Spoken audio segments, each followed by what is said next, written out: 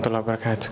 Walaikum assalam. I wanted to ask you, say I am good Muslim and I am practicing. No, I mean like if a person is good Muslim and he's practicing like at least the least requirements, but he does not do da'wah or preachings. Maybe a couple of times he may say something to his friends or something like that, but except time he didn't give. So does that affect me in any way in the day of judgment or my account? But I ask the question that if a person is a good Muslim, practicing Muslim, but does not do dawah. You are saying good practicing Muslim but not dawah is contradicting. A practicing Muslim has to do dawah. Good Muslim but does not pray salah. So good Muslim will pray salah. Anyhow, there is a good Muslim who does everything required except dawah. You can ask the question that he offers salah, he has gone for hajj, he has kept his fasting, does not tell lies, but does not do dawah. So everything what is required does but not dawah, will he go to Jannah? That's the question.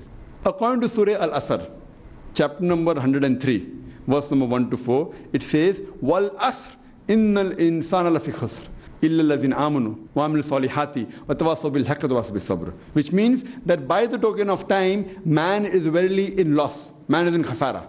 Except those are 4 things. Iman, he should have righteous deeds. Wa tawasaw bil haqq, inviting people to truth, that is dawah. And wa tawasaw bis sabr, inviting and exhorting people to patience and perseverance. So for going to Jannah, all 4 things are equally important.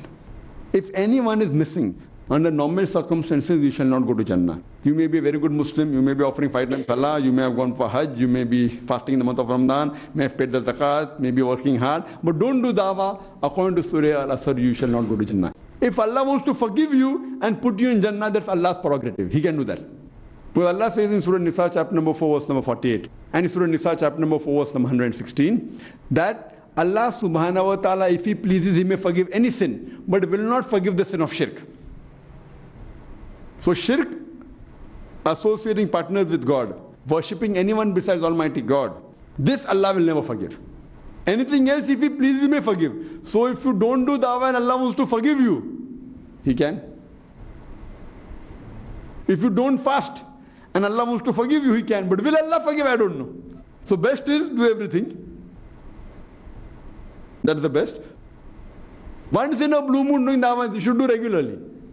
Once in a blue moon you don't do, then you will be forgiven, inshallah. Fine? But once in a blue moon you do, once in a year, no. You have to do dawah. In whatever best way you can. It's not necessary you have to give public lectures.